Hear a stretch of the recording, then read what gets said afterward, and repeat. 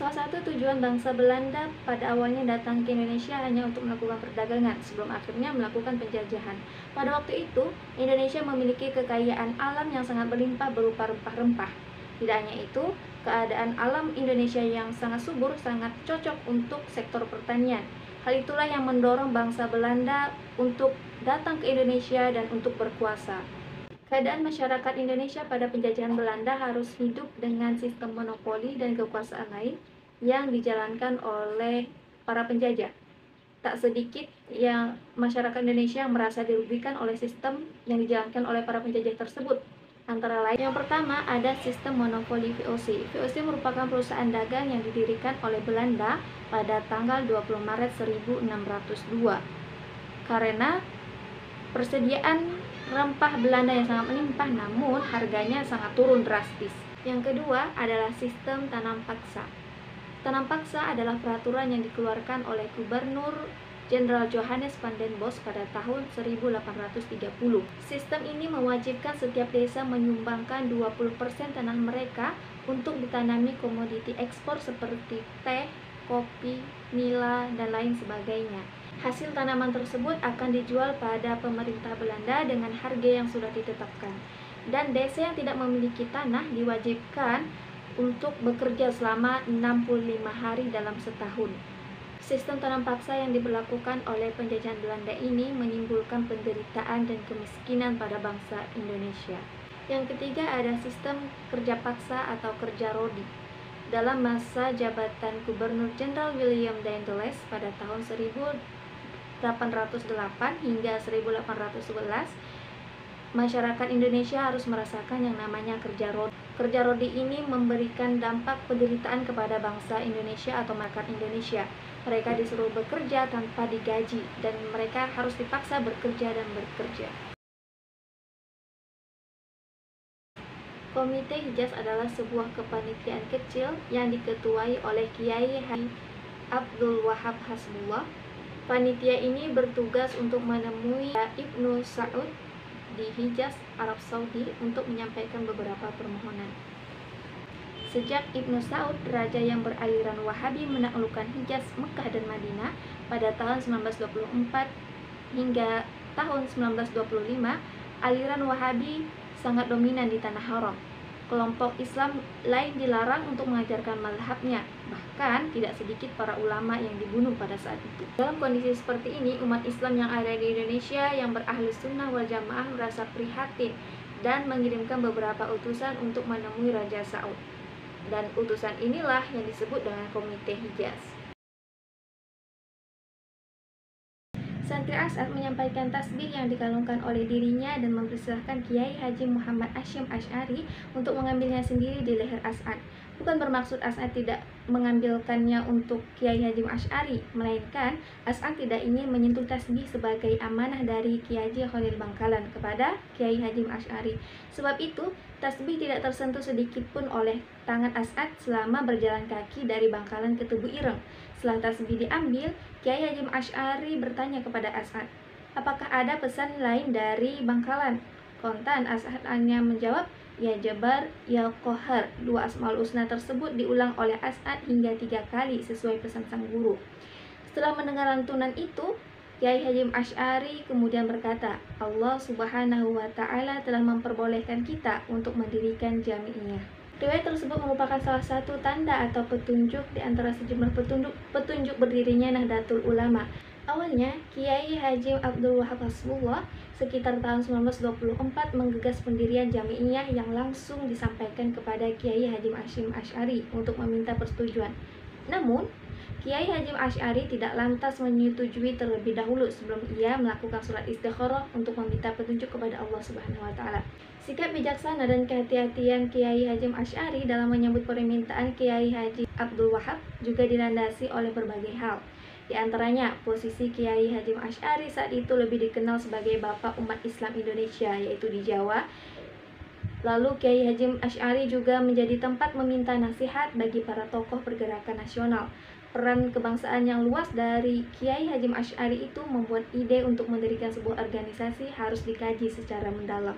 Dari proses lahir dan batin yang cukup panjang tersebut menggambarkan bahwa lika-liku lahirnya NU tidak banyak bertumpu pada perangkat formal, sebagaimana lazimnya pembentukan organisasi. NU lahir berdasarkan petunjuk Allah Subhanahu wa Ta'ala. Terlihat di sini, fungsi ide dan gagasan tidak terlihat mendominasi. Faktor penentu adalah konfirmasi kepada Allah Subhanahu wa Ta'ala melalui ikhtiar lahir dan batin. Sehingga berdirilah organisasi Nahdlatul Ulama pada tanggal 31 Januari 1926 di kediaman Kiai Haji Abdul Wahab Hasbullah. Lambang NU dengan latar warna hijau, gambar bola dunia, ikatan tali, bahasa Arab, dan 9 bintang akrab di masyarakat. Lambang NU ini dibentuk oleh Kiai Ridwan Abdullah. Adapun makna filosofi dari lambang Nahdlatul Ulama adalah sebagai berikut. Yang pertama ada lambang bola dunia yang memiliki arti tempat tinggal manusia. Hal ini sesuai dengan Quran Surah Toha ayat 55. Dan yang kedua ada tali tambang yang mengelilingi bola dunia memiliki makna ukhuwah atau tali persaudaraan. Hal ini diambil berdasarkan Surah Al-Imran ayat 103. Dan yang ketiga, dalam bola dunia terdapat peta Indonesia di permukaannya. Hal ini melambangkan NU didirikan di Indonesia dan berjuang di tanah ini. Yang keempat, dua simpulan ikatan di bawah melambangkan hubungan virtual dengan Allah dan hubungan horizontal dengan sesama manusia. Dan yang kelima, untayan tampar atau tali tambang berjumlah 99 melambangkan nama Allah yaitu Asmaul Husna. Selanjutnya yang keenam adalah 5 bintang di atas bola dunia.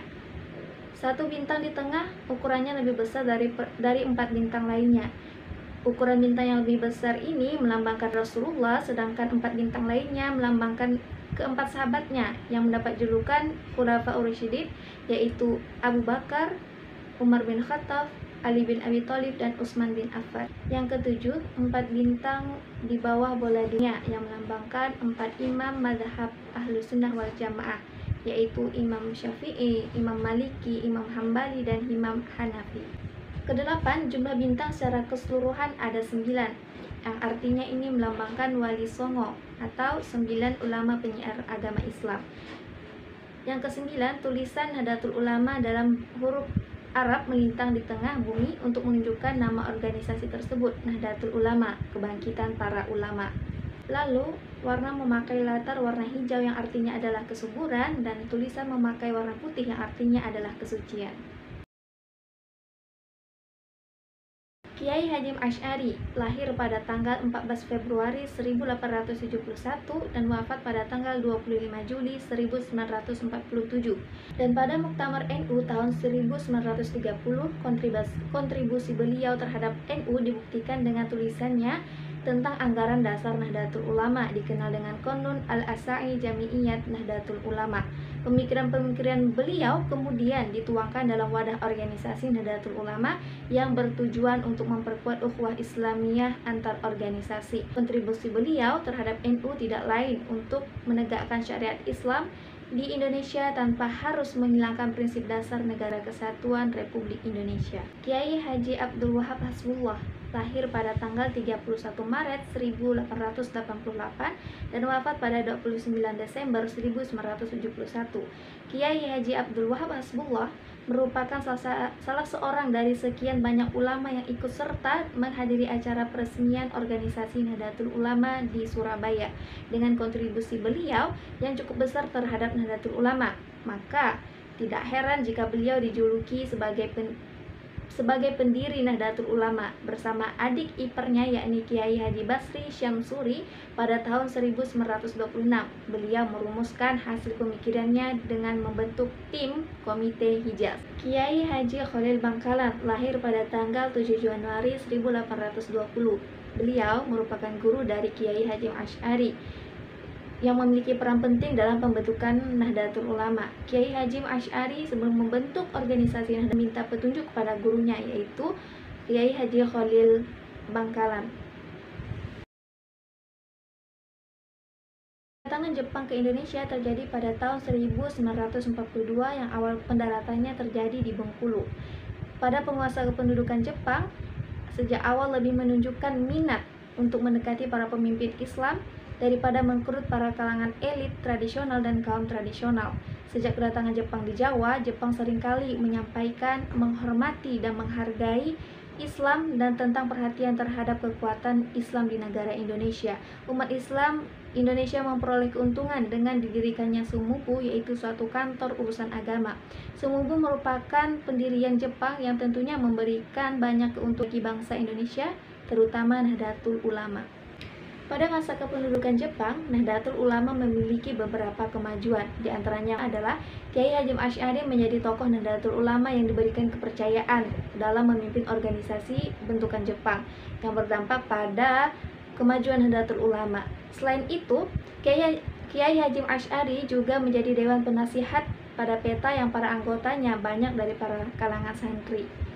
Kemajuan selanjutnya adalah pelatihan militer yang diberikan kepada para santri adalah salah satu bentuk kemajuan yang dirasakan oleh Nahdlatul Ulama, karena pada masa penjajahan Belanda tidak pernah ada pelatihan semacam itu. Lalu selanjutnya, kiai tradisional yang merupakan kiai Nahdlatul Ulama mendapat tempat yang tinggi dengan memiliki jabatan-jabatan khusus di pemerintahan.